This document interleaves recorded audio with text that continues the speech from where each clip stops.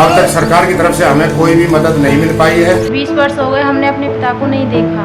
सरकार ने हमसे वादे तो किए हैं पर अभी तक कोई उनका रिस्पांस नहीं आया है। स्कूल बनवाएंगे, सड़क बनवाएंगे, पार्क बनवाएंगे, कुछ नहीं।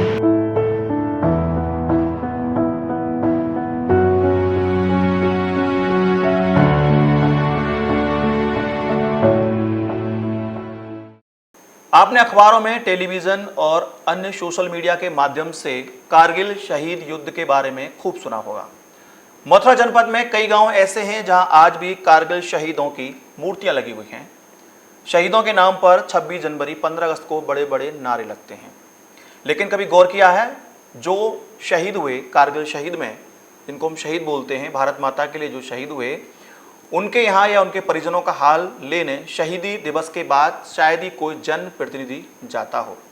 उनके परिवार के आज के समय में क्या हाल हैं, उनके बच्चे किस हाल में हैं, उनकी पत्नियां जो बेवा हैं शहीद की किस हाल में अपना जीवन गुजार रही हैं, उनके भाई, उनके वृद्ध माता पिता किस हाल में अपना जीवन बिता रहे हैं, किस हाल में खेती कर रहे हैं या मजदूरी कर रहे हैं या फिर काम के लिए दर दर भटक रहे हैं, शायद नहीं।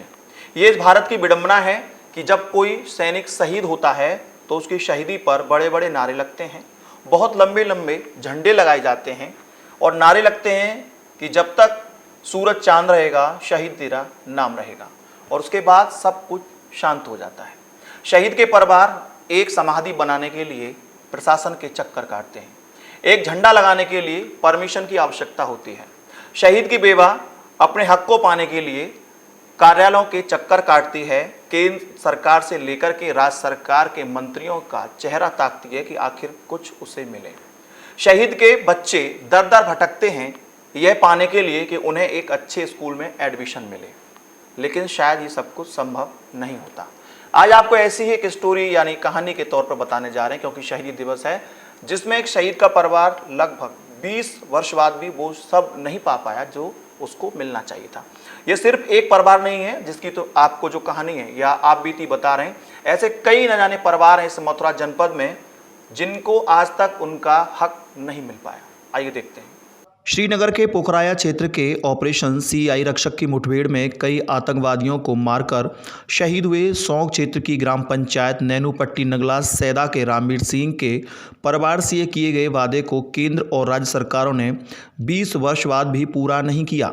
सौंग के गांव सैदा के रहने वाले राम सिंह 13 अप्रैल 2000 को श्रीनगर के पोखराया में शहीद हो गए थे। उनकी शहादत पर प्रदेश और केंद्र सरकार से काफ़ी आश्वासन दिए गए। शहीद के परिजनों ने प्रशासन के समक्ष अपनी मांगें रखीं। इसके बावजूद भी गांव में किसी प्रकार का कोई विकास कार्य नहीं हुआ। वहीं शहीद रामवीर सिंह की पत्नी सुनीता देवी और माता सरोज देवी पिता सरदार सिंह से जब इस बारे में बातचीत की गई तो उनकी आंखें नम हो गई।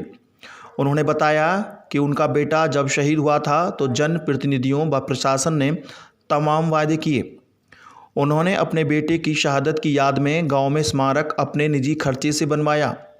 शहीद परिवार अपनी कई मांगों के पत्र प्रशासन को सौंप चुका है, लेकिन शहीद परिवारों की कोई सुनने वाला नहीं है। शहीद की पत्नी सुनीता देवी ने बताया कि जनप्रतिनिधियों द्वारा गांव के विकास को लेकर के तमाम बातें की गई थी, लेकिन 20 साल गुजर जाने के बाद भी गाँव में शहीद के नाम पर कोई विकास नहीं हुआ और ना ही कोई योजना का लाभ परिवार को मिला है। सुनीता देवी। जो शहीद हुए थे आपके पति, उनका क्या नाम था? रामवीर सिंह। कब शहीद हुए थे? 20 साल हो गए। 20 साल हो गए। कारगिल में शहीद हुए थे? हाँ। तो उस समय शहीद हुए थे, तब आपको कैसा महसूस हो रहा है कि अब आपके बीच वो नहीं है? कैसा महसूस करती है? बहुत दुख होता है। तो उस समय जब शहीद हुए थे तो आपके यहाँ कौन कौन आए थे?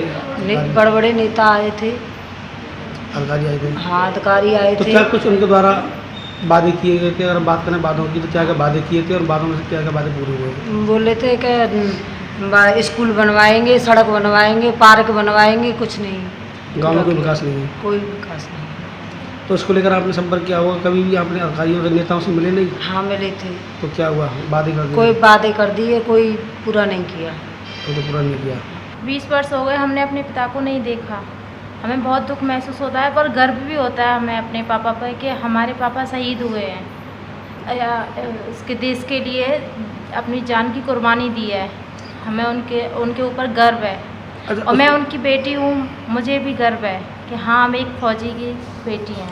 तो और आपकी आर्मी और बात करें फौज की, तो आपके परिवार में और कौन कौन फौज में फिलहाल मतलब? फौज में मेरे चाचा हैं, मेरे ताऊ हैं, बाबा हैं, सब लोग थे। मेरा भाई भी है इस टाइम पे। तो आपकी पहले से ही सब लोग फौज में सेवा करके आ रहे हैं?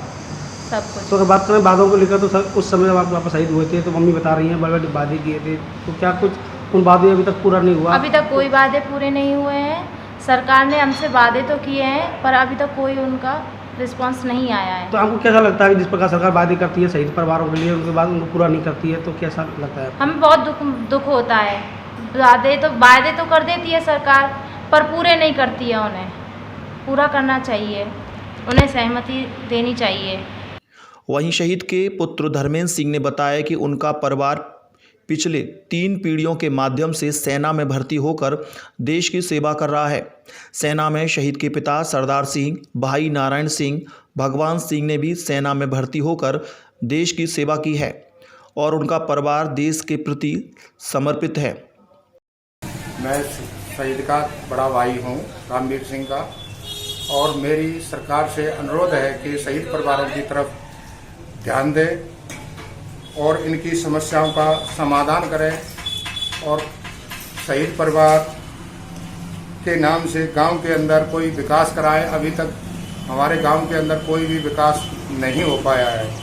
जो शासन प्रशासन द्वारा जो वायदे किए जाते हैं साधस के समय पर, क्या कुछ वायदे पूरे हो पाए या अधूरे? शासन द्वारा जितने भी वायदे किए गए थे उनमें से प्रशासन ने कोई भी वायदा पूरा नहीं किया है। नहीं तो सड़क का निर्माण कराया, ना स्मृति मार्ग बनवाया, ना गांव के अंदर कोई भी सड़क जैसे स्कूल वगैरह किसी का भी कोई निर्माण नहीं हुआ है।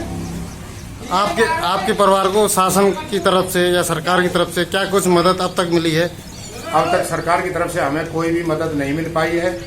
सरकार ने जो वायदे किए थे, यहाँ आके बड़े बड़े नेता आए थे, बड़े बड़े प्रशासन आया था।